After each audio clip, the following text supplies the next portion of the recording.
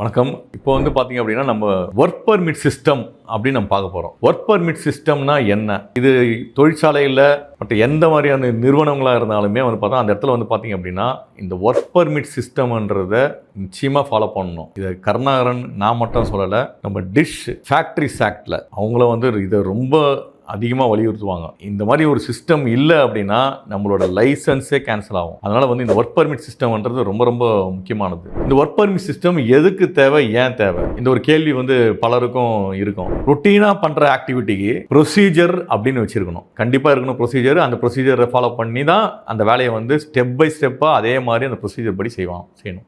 நான் ரொட்டீன் ஆக்டிவிட்டின்னு சொல்லுவோம். உதாரணத்துக்கு ஒரு ரூஃபில் ஒரு லைட்டை மாற்றணும். இது நான் ரொட்டீன் ஆக்டிவிட்டி. இது டெய்லி நடக்கிற வேலை கிடையாது. அப்புறம் பார்த்தோன்னா ஒரு வெல்டிங் ஒரு ஒர்க் பண்ணணும். திடீர்னு பார்த்தோன்னா ஒரு லைனை போயிட்டு வெல்ட் அடிக்கணும். இது நான் ரொட்டீன் ஆக்டிவிட்டி. அப்புறம் பார்த்தீங்க அப்படின்னா ஒரு மெட்டலை கட் பண்ணணும். இது நான் ரொட்டீன் ஆக்டிவிட்டி. ஏன் ஈவன் பார்த்தீங்க அப்படின்னா ஒரு செவுத்துல போயிட்டு ஒரு ஆணியை அடிக்கணும் இல்லைங்களா, இது நான் ரொட்டீன் ஆக்டிவிட்டி. என்னடா இது சிம்பிளாக இருக்குது ஆணி அடிக்கிறது கூட அப்படின்னா, ஆமாம், ஏசியை பழுதாயிடுச்சு, அதை சரி பண்ணணும். அந்த ஃபேக்ட்ரிக்குள்ளே இருக்கிற ஒரு ஆஃபீஸ்க்குள்ளே கூட இது நான் ரொட்டீன் ஆக்டிவிட்டி. அப்புறம் ஒரு புதுசாக டேபிள் ஒரு சேரை ஒரு இடத்துல பார்த்தோன்னா முழுசாக பராமரிக்கணும். அதுக்கு பார்த்தீங்க அப்படின்னா அந்த இடத்துல கிரைண்டிங் வீல் யூஸ் பண்ணுவாங்க, பேட்டரி ட்ரில்லிங் யூஸ் பண்ணுவாங்க. இது எல்லாமே பார்த்தா நான் ரொட்டீன் ஆக்டிவிட்டி. இந்த மாதிரி ஆக்டிவிட்டிக்கு எல்லாமே பார்த்தீங்க அப்படின்னா ஒர்க் பர்மிட் சிஸ்டம் போடணும். அதுலேயும் எந்தெந்த வேலைக்கு என்ன மாதிரியான ஒர்க் பர்மிட் சிஸ்டம்னு பார்க்கணும். அங்கே முதல்ல கோல்டு ஒர்க் பர்மிட் சொல்லுவாங்க. எல்லா வேலைக்குமே ஒரு ஃபார்மல் ஒர்க்கு, இதுதான் உன்னோட பர்மிட். இப்போ நம்ம பார்த்தோன்னா லைசன்ஸ், வண்டிக்கு லைசன்ஸ் கொடுக்குறாங்க, அந்த மாதிரி ஒரு லைசன்ஸ் தான் இது வேலை செய்யறதுக்கு. நீங்கள் இந்த வேலையை செய்யலாம், ஸ்டார்ட் பண்ணலாம், அது கோல்ட் ஒர்க் பர்மிட். அடுத்தது ஹைட் ஒர்க் பர்மிட் பண்ணுவாங்க. ஒரு 1.8 மீட்டர் மேலே போயிட்டு வேலை செய்கிறோம் அப்படின்னா அந்த இடத்துல ஹைட் ஒர்க் வேணும். இதுவும் பார்த்தீங்கன்னா ஃபேக்ட்ரி ஆக்டில் சொல்லப்பட்டது தான். ஏன் 1.8 மீட்டர் மேலே அப்படின்னா 1.8 மீட்டருக்கு மேலே விழுறவங்களுக்கு எலும்பு முறிவு, உயிர் சேதமும் ஏற்படும் வாய்ப்பு நிறையா இருக்குது. அதுக்காக தான் இந்த 1.8 மீட்டர்னு ஸ்டாண்டர்டைசேஷன் வச்சுருக்காங்க. இது உலக அளவில் கடைப்பிடிக்கிற ஒரு விஷயம் தான். அந்த 1.8 மீட்டருக்கு மேலே ஒர்க் பண்ணுறவங்க ஹைட் ஒர்க்கு பர்மிட் போடணும். ஏன்னா நான் தான் ஒரு ஸ்டூல் போட்டு நான் பாதுகாப்பாக தான் ஏறேன்னு, எனக்கு எதுக்கு அப்படின்னு சொல்கிறவங்க இருக்காங்க. ஆனால் அப்படி சொல்கிறவங்களுக்கும் பார்த்தீங்கன்னா அதுக்கு மேலே ஏறினாலும் அங்கே சில விஷயங்களை கடைப்பிடிக்கும். அந்த பர்மிட்டில் யார் ஏறுறாங்க, எதுக்காக ஏறுறாங்க, எந்த டைம் ஏறுறாங்க, எந்த டைம் ஒர்க்கை முடிக்க போகிறாங்க, எல்லா டீட்டெயில் இருக்கும். அதெல்லாம் முக்கியமாக பார்த்தீங்கன்னா அவங்க முக்கியமாக சேஃப்டி பெல்ட் போடணும்னு இருக்கும், ஹெல்மெட் போடணும்னு இருக்கும். அந்த இடத்துல ஒரு சிசிலிங் இது என்ன பண்ணுறாங்கன்னா கண்ணில் எதுவும் படக்கூடாதுன்னு சொல்லிட்டு கண்ணாடி போடணும்னு இருக்கும். இதெல்லாம் செக்லிஸ்ட்னு சொல்லுவோம். அந்த செக்லிஸ்ட்டில் டிக் பண்ணணும். டிக் பண்ணிட்டு அவங்க கிட்ட கையெழுத்து வாங்கிட்டு அது யார் இன்சார்ஜ் அவங்க கையெழுத்து போட்டுட்டு அதுக்கப்புறம் சேஃப்டியில் இருக்கும் அவங்களும் கையெழுத்து போடுவாங்க.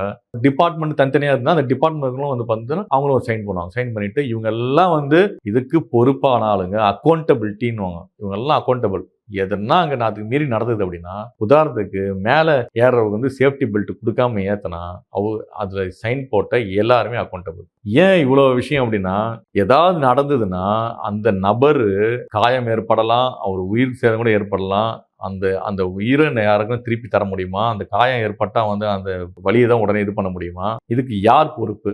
அப்போ இந்த மாதிரி ஒரு சிஸ்டம்லாம் இருக்குது அப்படின்னா அதை ஃபாலோ பண்ண ஆரம்பிப்பாங்க. ஃபாலோ பண்ணால் நமக்கு ஆட்டோமேட்டிக்காக பார்த்தீங்கன்னா ஒரு நிறுவனத்தில் பார்த்தோன்னா எந்த ஒரு பாதிப்பும் இல்லாமல் அந்த ப்ரொடக்ஷன் எதனா எடுக்கிறாங்கன்னா அது கன்சிஸ்டண்ட்டாக போயிட்டே இருக்கும். அதான் முக்கியமானது. இப்போ நம்ம சொன்ன கோல்டு ஒர்க், ஹைட் ஒர்க்கு, அப்புறம் ஹாட் ஒர்க்கு, அது கேஸ் கட்டிங்கு, அப்புறம் வெல்டிங்கு, அப்புறம் சிசில்டிங், ஹேமரிங் இதெல்லாம் இருக்குது. அது ஏ கிளாஸ், பி கிளாஸ்னு சொல்லிட்டு 2 கிளாஸாக பிரிப்பாங்க. அந்த மாதிரி பர்மிட்டும் இருக்குது. அந்த மாதிரி பர்மிட் கொடுக்குது. அந்த பர்மிட் கொடுக்கும்போதே பார்த்தா ஒரு எரியுற பொருள் பக்கத்தில் இருக்குன்னா அதை வச்சுட்டு நம்ம யாரும் வெல்டிங் அலோவ் பண்ண மாட்டாங்க, கொடுக்கக்கூடாது. அது 35 மீட்டர் டிஸ்டன்ஸ் இருக்கணும் ஒரு சால்வெண்ட் ஏரியாவே இருக்குது அப்படின்னா. அதே மாதிரி பார்த்தா எஸ்டிங்ஸ் இருக்கணும், வாட்டர் இருக்கணும், எல்லாமே பக்காவாக வச்சிருக்கணும். எதுவும் நடக்காதன்னா கூட நடந்தால் என்ன பண்ணுறது, எமர்ஜென்சி என்ன பண்ணுறதுன்றதான். அதே மாதிரி பார்த்தீங்க அப்படின்னா கன்ஃபைன்ட் ஸ்பேஸ் பர்மிட் ரொம்ப முக்கியமானது. எதனா வெசல், டேங்க், அது வாட்டர் ஸ்டோரேஜ் டேங்கா இருந்தா கூட சரி, அதுக்குள்ள இறங்குறதா இருந்தா அந்த confined space permit, vessel entry permit கூட சொல்லுவாங்க. அது இருக்கணும். அது இருந்தாதான் ஆக்சிஜன் இருக்கா. நம்ம நிறைய கேள்விப்பட்டிருக்கோம், உள்ள போனாங்க ஒருத்தர் போனா இறண்டா, இன்னொருத்தர் போனா இறண்டா போல அப்படின்னு. அதெல்லாம் இதுல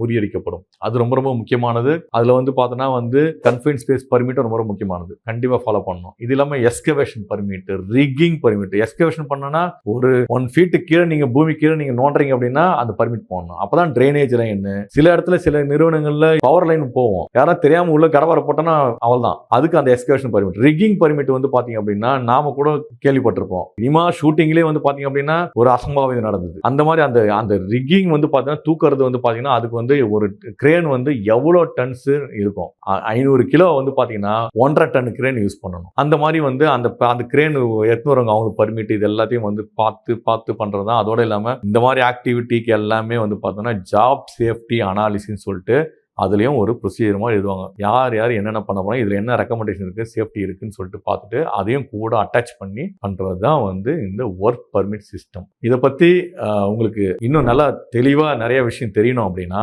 கீழே இருக்கிற கான்டாக்ட் நம்பரை நீங்க கான்டாக்ட் பண்ணலாம். நன்றி.